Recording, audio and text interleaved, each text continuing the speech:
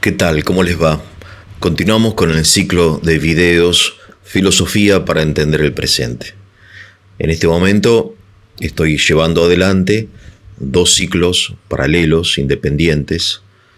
Uno es Pensamientos de cada día y el otro Filosofía para entender el presente.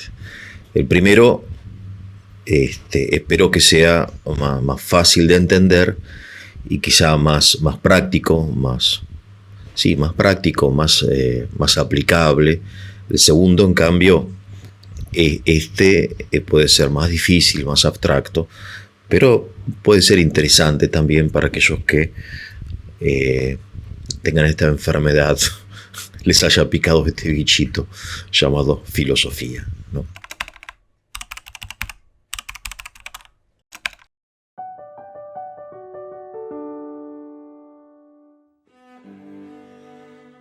Recientemente, un amigo del canal me pidió que haga un video acerca de una corriente actual del siglo XXI de filosofía llamada aceleracionismo.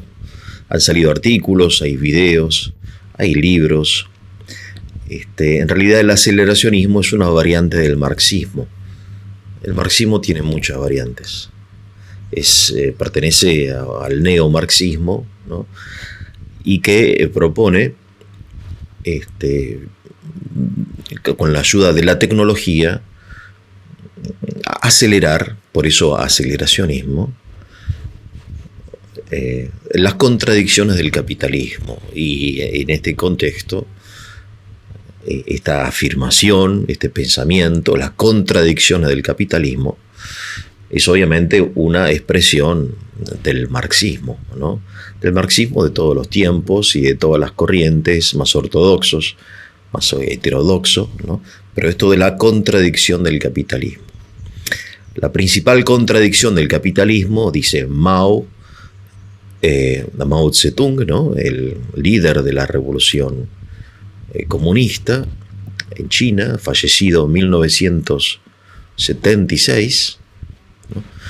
Y en el año 1936 él escribió un libro titulado La contradicción, que a su vez es una forma pedagógica. Mao realmente era un buen pedagogo, en el sentido de que sus libros, aunque sean de temas abstractos, los escribía para la gente, para el pueblo, para el campesino chino, o para la maestra o el obrero, que no sabían quizá mucho de nada, quizá ni sabían ni leer ni escribir. Entonces Mao escribía para ellos, y esto es una cosa que hay que destacar. En cierto sentido vale la pena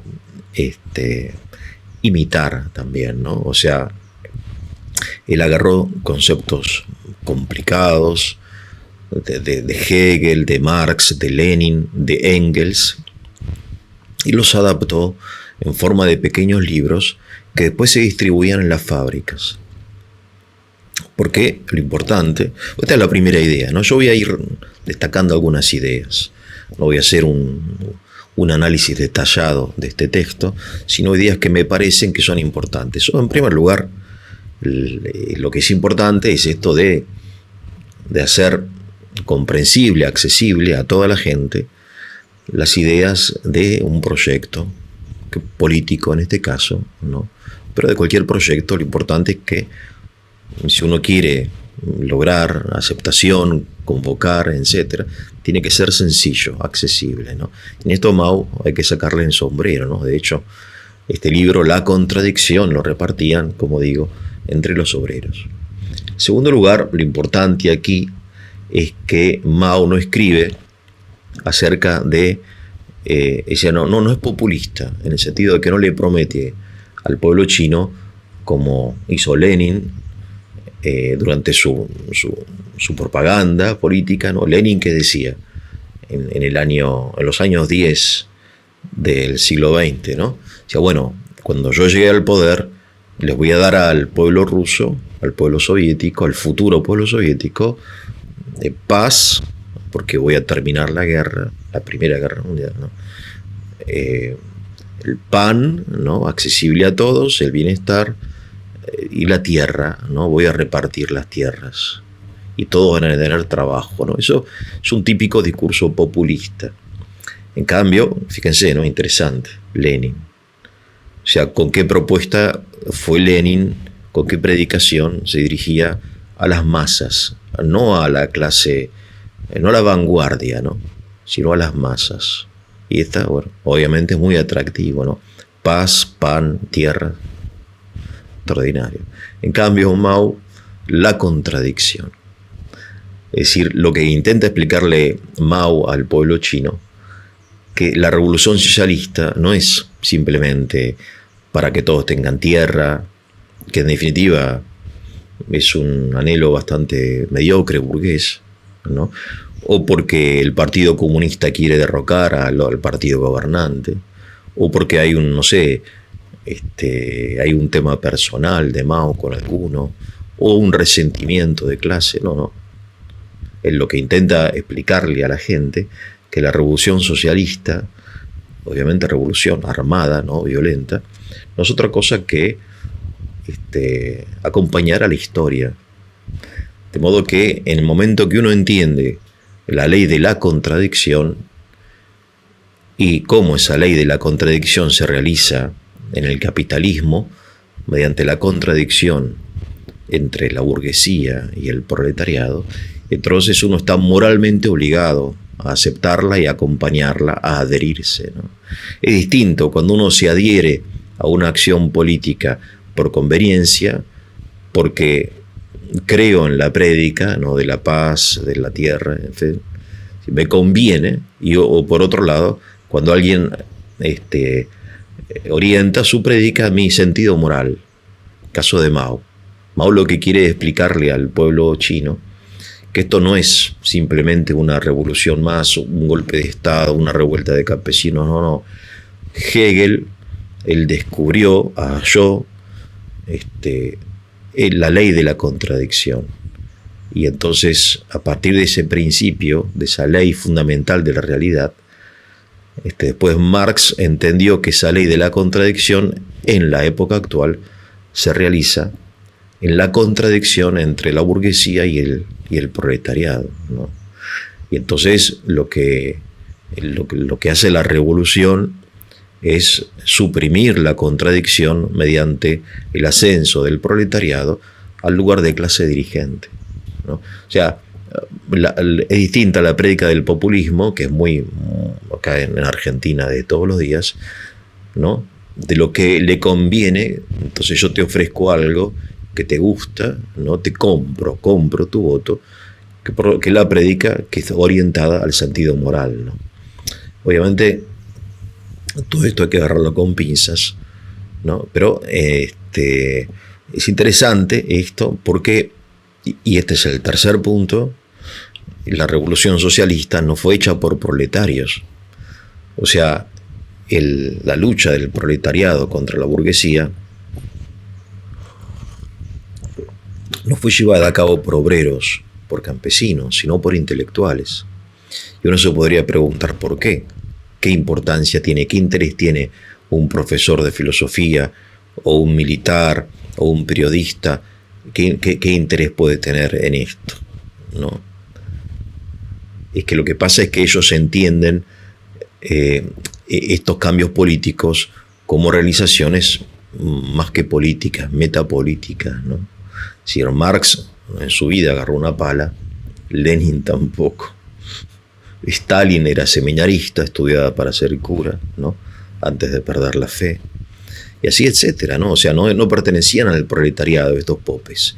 El proletariado, entonces, se une a la revolución, pero por sus propios motivos. Aquí hay una contradicción, porque en el interior del Partido Comunista hay una contradicción que obviamente ellos intentan ocultar o suavizar, pero los motivos por los cuales pelea la vanguardia intelectual y los motivos por los cuales pelea el pueblo, ¿no?, la masa del proletariado, son motivos absolutamente distintos.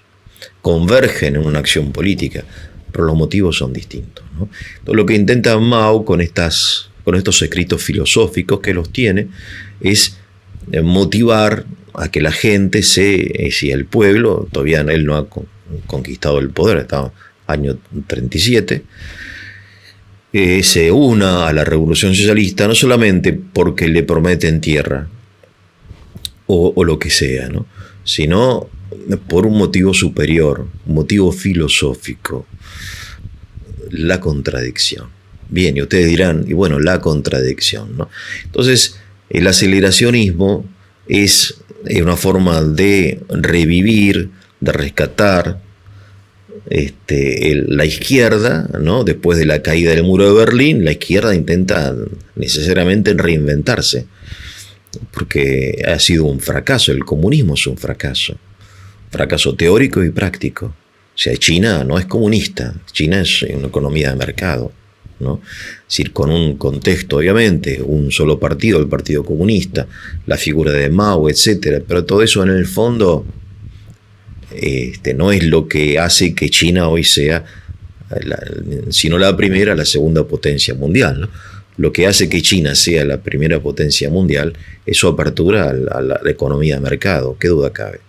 Ha sido un fracaso, fracasó la Unión Soviética, fracasó en este sentido China, obviamente fracasaron Corea del Norte, Cuba, etc. En fin, entonces el aceleracionismo, sin embargo, rescata, el neomarxismo, ¿no? El neomarxismo es el intento de encontrar nuevas contradicciones en la sociedad capitalista, ¿no? Uno de ellos, por ejemplo, que leí recientemente, Erich Fromm, es un neomarxista de la escuela de Frankfurt. Entonces él dice, bueno, la contradicción de la sociedad capitalista no es tanto la de la burguesía, la del proletariado, sino cuanto otras contradicciones, ¿no? Por ejemplo, la libertad, el trabajo, el tener, el ser. Él tiene un libro titulado Ser y Tener, donde él insiste en que la sociedad capitalista, el tener ha oprimido al ser. Lo importante no es tener, sino ser. Un libro muy interesante porque es un neomarxismo humanista, religioso, aunque ateo, ¿no? Él dice, yo soy ateo, pero religioso. Entonces, él en sus libros, Tener y Ser, cita a Buda, a Jesús de Nazaret, cita en fin, a los libros Veda, del hinduismo, etc. O sea, se inscribe dentro de la gran tradición de la humanidad, y un poco la contradicción le intenta decir que, bueno, el capitalismo, en fin, es un fracaso, ¿no? El fracaso de la ilusión, así se llama el primer capítulo. ¿Por qué es un fracaso? Porque son muchas las contradicciones del capitalismo, son muchas. La principal, dice Mao en su libro, ¿no?, la principal contradicción es esta, entre el proletariado y la burguesía, o mejor dicho, literalmente, entre el carácter social de la producción y el carácter privado de la propiedad. La propiedad está en manos de privados. En cambio, la producción es fruto de un esfuerzo social. Y en eso ve Mao una contradicción. Y no hay ninguna contradicción. Adelantemos la conclusión. No hay contradicción. La contradicción sería, la contradicción en el sentido técnico de la palabra contradicción, sería que al mismo tiempo la propiedad esté en manos de privados y sea pública, y que al mismo tiempo la producción sea fruto del esfuerzo individual y social. Eso es contradicción. La contradicción, ustedes lo saben, lo sienten, es la unidad de los opuestos. Así la define Mao. Y en este sentido siguen nada más que el sentido común, la filosofía perenne. Lo que pasa que la gran diferencia es que para la filosofía perenne la contradicción implica, y esto es muy importante, imposibilidad. En cambio, en el marxismo no. Esto es un poco difícil de entenderlo, ¿no?, pero vale la pena al menos mencionarlo, ¿no? Se los propongo para que ustedes de repente, si les interesa, lo estudien o lo conversen, ¿no? Son temas para conversar, ¿no? En una noche, con un vaso de vino en la mano, ¿no? Bajo las estrellas, conversar, filosofar, ¿no? Lo que pasa es que Mao no está conversando, no está filosofando, está haciendo política, es decir, es un panfleto, ¿no? Aquí la filosofía está al servicio de un proyecto político, y cuando la filosofía se pone al servicio de un proyecto político, deja de ser filosofía, no es más filosofía, ¿no? Y este es creo un cuarto punto, ¿no? Es decir, hay un vicio de raíz. Entonces, Mao es un revolucionario. Él lo que necesita es armas, dinero, gente, etcétera. ¿Y cómo hago? Bueno, entonces, esto, ¿no? La filosofía está al servicio del proyecto político. Y no puede ser así. La filosofía es por definición libre. Tiene que ser libre de todo condicionamiento, ¿no? Distinto es que de una filosofía procedan principios políticos, sí, obviamente. Políticos, éticos, económicos, sociales, sí, obviamente, sí. Pero no que la filosofía esté sometida al proyecto político, como es el caso, me parece a mí más que claro, de la filosofía, al menos de Mao, está claro en Lenin, está claro en Stalin, y bueno, en Marx ahí está, ¿no? Es decir, es mucho más complicado, mucho más complejo. Bien. Pero bueno, estas son las fuentes, ¿no? Es decir, estos 4 o 5, se le agrega Engels y Hegel. Bien, entonces Mao empieza diciendo la contradicción es esto, es la unidad de los opuestos, la unidad de los opuestos. Vamos a tratar de pensar, a ver, qué ejemplos tenemos de contradicción, de unidad de opuestos, ¿no? Es decir, si yo digo, por ejemplo, que esta mesa es cuadrada, y después digo que esta mesa es redonda, estoy afirmando, tengo 2 afirmaciones contrarias, que se excluyen mutuamente, porque si al mismo tiempo, en el mismo sentido, digo que es cuadrada y que es redonda, en fin, son afirmaciones contrarias. Pero si yo digo que esta mesa cuadrada es redonda, es una afirmación contradictoria, porque lo contradictorio es interno. Lo contrario es contrario a lo que está fuera de mí. En cambio, lo contradictorio es interno. Aquí la contradicción está en el intento de unir afirmaciones contrarias. Esta mesa es redonda, esta mesa es cuadrada. ¿Son afirmaciones contrarias? Sí. ¿Cuándo surge la contradicción? Cuando las uno. Digo, esta mesa redonda es cuadrada. Bien. Para Aristóteles, la contradicción es el límite del pensamiento. O sea, cuando uno incurre en una contradicción, todos nosotros tenemos como una alarma acá, ¿no? Como la alarma del auto, ¿no? O del horno. Nos dice, atención, atención, es decir, algo anda mal. Porque estamos acostumbrados, ya desde que nacemos, y apenas entendemos, de que el ser es y el no ser no es. Y que el ser es y el no ser no es, significa que el ser no puede no ser, ¿no? Es decir, como que la contradicción es el límite más allá del cual el pensamiento humano empieza ya a divagar, ¿no? Es decir, obviamente en el ámbito de la fantasía, Alicia en el País de la Maravilla, entonces tenemos un gato, no sé, que habla, un conejo también que da consejos, ¿no? Caminan para atrás y qué sé yo. Bueno, pero ese es el ámbito de la fantasía. Pero el ámbito de la realidad, que es el ámbito más importante, ¿no? Es decir, la contradicción es lo imposible, ¿no? Y hay cosas que son contradictorias, pero aquí lo importante es desarrollar, se ha hecho, ¿no? Lo hizo Aristóteles, lo han hecho todos los lógicos, ¿no? Después de un tema de lógica, ¿qué grado de oposición existen entre las cosas, ¿no? Por ejemplo, yo agarro, no sé, 2 realidades idénticas, 2 gotas de agua, ¿no? Son distintas. Entonces tenemos un primer grado de oposición que llamamos distinción, ¿no? Pero son tan idénticas que la única diferencia que existe entre ellas es que son una es una, la otra es la otra, así de fácil, ¿no? Lo que se llama algo, cada cosa es algo. Y cuando cada cosa es algo, quiere decir que no es lo otro. Bueno, entonces yo tengo, por ejemplo, dos mellizos, ¿no? Es decir, que son iguales. Son iguales. Yo tengo un amigo que tiene mellizos y siempre me confundo porque no sé quién es Pablo y quién es Pedro. Bueno, a Pablo lo llamó Pedro, a Pedro lo llamó Pablo. Bueno, son idénticos. Entonces pero son distintos porque son, en fin, son personas distintas. Pero bueno, ahora, entonces, esta es una oposición de distinción. Hay una oposición de distinción, pero no hay una contradicción, no son incompatibles, ¿no? Incompatibles son, por ejemplo, dice Tomás en algún lugar, dice el agua y el fuego. Claro, porque el agua y el fuego son incompatibles, porque o bien el agua apaga el fuego, o bien el fuego evapora el agua. De modo que no pueden coexistir, son contradictorios, ¿no? Son elementos contradictorios. Contradictorias, por ejemplo, una afirmación, dice Tomás, en algún lugar dice, la eternidad es nueva. Esa es una afirmación contradictoria, porque la novedad es la proximidad al principio.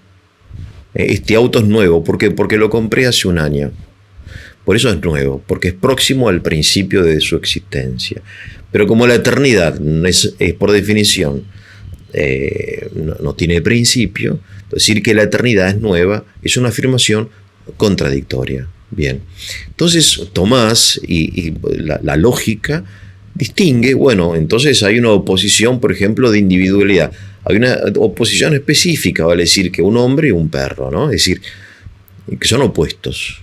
¿En qué sentido son opuestos? Sí, en el sentido de que pertenecen a diversas especies, después a diversos reinos, ¿no? Después la máxima oposición existente es entre el ser y el no ser. Bien. Entonces, esto, ¿no? ¿Hasta qué punto, ¿no? Lo que estos pensadores, estos teóricos, llaman contradicción es contradicción? Yo creo que el proletariado y la burguesía no son realidades contradictorias, y no lo son. Si lo sabemos perfectamente en la Argentina, porque en la Argentina muchísima gente pasa en pocos años de ser, por ejemplo, empleado a ser empleador. En otras palabras, o en términos marxistas, ser proletario a ser burgués. Si, por ejemplo, tengo un amigo, hoy justamente me encontré con él, un conocido. Era obrero de una fábrica. Por razones de salud, tuvo que irse de la fábrica, lo indemnizaron, se compró un taxi. Y después ahorró, y con ese dinero que ahorró se compró otro taxi. Y entonces ahora él maneja el taxi 1 y le da a un empleado el taxi 2 a un chofer para que lo maneje. Es decir, pasó de ser obrero de una fábrica de griferías que están por acá, a ser un pequeño empresario, porque después el taxi 2, el taxi 3, tiene 2 choferes, ¿no? Bien, ¿cuál es la contradicción? En principio ninguna. Santo Tomás muchas veces distingue en principio, pero secundariamente. En latín dicen simpliciter et secundum quid. En principio no hay ninguna contradicción entre los intereses del chofer y los intereses del propietario del taxi. Porque el propietario de taxi, que hasta hace un año o un poco más era un obrero, hoy es un empresario, una pyme, un pequeño empresario que gracias a la inversión que hizo y al trabajo del obrero recibe de los otros 2 taxis una renta para pagar el crédito por los taxis y bueno, tener una ganancia. Bien, obviamente el taxi es fruto del esfuerzo suyo y del esfuerzo de sus choferes. El chofer, en cambio, recibe a cambio de su trabajo, sin invertir nada y sin arriesgar nada, un salario. De modo que no hay ninguna contradicción, al contrario, digamos que son acciones complementarias porque ambos se benefician, el empresario y el obrero. Esto de las contradicciones del capitalismo que existen, no digo no existan, hay que analizarlas bien, ¿no? Ahora bien, esto simpliciter, secundum quid, o sea, según el modo en que se realiza, puede haber contradicción. Vale decir, si el propietario del taxi, para ahorrarse dinero, no le arregla los frenos y el chofer se rompe la cabeza, o si el chofer, en lugar de trabajar el taxi para su patrón, distribuye droga o lo maltrata al auto, de modo que un auto que debería durar 10 años dura 2 años porque lo funde, ¿no? Va a 100 kilómetros por hora en primera. Obviamente hay una contradicción, pero no simpliciter, o sea, por esencia, por naturaleza, el hecho, ¿no? La realidad de la distribución racional del trabajo y de la propiedad, etcétera, no implica ninguna contradicción. Pero en esto insiste Mao porque es la única forma, al menos en ese momento, en ese primer marxismo, no primero o segundo marxismo, porque Mao es crítico con la Unión Soviética, se aparta ya desde el principio, se distancia de la Unión Soviética, del marxismo soviético, aunque respeta mucho a Lenin y a Stalin. Hay otras contradicciones, decía, que son más interesantes, que no es la contradicción entre la burguesía y el proletariado, que es artificial, pero sí, por ejemplo, hay contradicciones que destaca, por ejemplo, Erich Fromm, destaca la contradicción, por ejemplo, entre las necesidades y los recursos. Los recursos naturales son limitados, y las necesidades de la sociedad de bienestar cada vez son mayores, ¿no? Más, ¿no? Bueno, ¿y hasta qué punto? Entonces va a llegar un momento en que esto, que quizás no sea hoy, pero dentro de unos años se va a sentir, ¿no? Otra contradicción, por ejemplo, es entre el tener y el ser, que para Erich Fromm es muy importante. Se está formando en la sociedad capitalista un hombre orientado al tener, insatisfecho, deprimido, ¿no? ¿Por qué? Porque está orientado hacia el tener y no hacia lo que él es. Interesantísimo, ¿no? Es decir, realmente tiene páginas Erich Fromm que son dignas, por ejemplo, de un sermón, ¿no? Son muy, muy espirituales, a pesar de que el contexto sea neomarxista, ¿no? Bueno, son esas cosas, las paradojas, ¿no? Pues otra contradicción, dice él, bueno, pero la industria bélica, estamos buscando construir una sociedad de bienestar, pero una de las principales industrias de esta sociedad es la industria bélica, que está orientada a la destrucción. Y entonces, ¿cómo se entiende esto? ¿Qué hacemos con tantas armas? Hay que inventar guerras, ¿no? Interesante, muy actual, etcétera, ¿no? Yo les recomiendo leer este libro, que ya les digo, es nuevo marxismo, pero de una orientación humanista. Fromm se llama a sí mismo humanista, ¿no? Humanista radical, lo llaman. Se separa también de otras corrientes relacionadas con la escuela de Frankfurt, ¿no? Pero de todas formas el concepto de contradicción está en la raíz. De hecho, Mao insiste que la principal ley de la dialéctica, la principal ley de la historia es la contradicción. Y en esto él cita a Lenin y a Engels, dice, todo es contradicción, el ser es contradicción. Y a Hegel, ¿no? O sea, contradicción. Bien, y también, bueno, entonces dice, pero, en fin, trae algunos ejemplos que son para mí ejemplos que no sirven, ¿no? Es decir, de ejemplos de la naturaleza y ejemplos de la batería eléctrica, ¿no? El polo positivo y negativo, que no hay ninguna contradicción, al contrario, ¿no? En fin, y otros ejemplos de la física que no son de contradicción, ¿no? Es decir, hay una ausencia aquí de solidez, ¿no? Filosófica. Le falta solidez, le falta lógica, le falta percepción y contemplación de la realidad, ¿no? En fin, entonces, acerca de la contradicción, dice Mao, es el motor de la historia, ¿no? Él se imagina la historia como un átomo, ¿no? Donde hay protones y electrones, ¿no? Partículas negativas y positivas, que esas partículas chocan y, en fin, algo pasa, ¿no? En realidad no es así. En realidad el motor de la historia no es la contradicción interna de las cosas, sino el fin que persiguen. O sea, la contradicción interna no hace que las cosas se muevan. Lo que hace que las cosas se muevan es el intento de alcanzar un determinado objetivo, consciente o inconscientemente, ¿no? En el caso del hombre es consciente, en el caso de las cosas es inconsciente. O sea, las plantas estiran sus raíces para nutrirse. La finalidad de esa tensión no es la contradicción interna de las células de la planta o del árbol, sino el intento de nutrirse. La finalidad, ¿no? Hay un principio, dice, toda gente obra por un fin.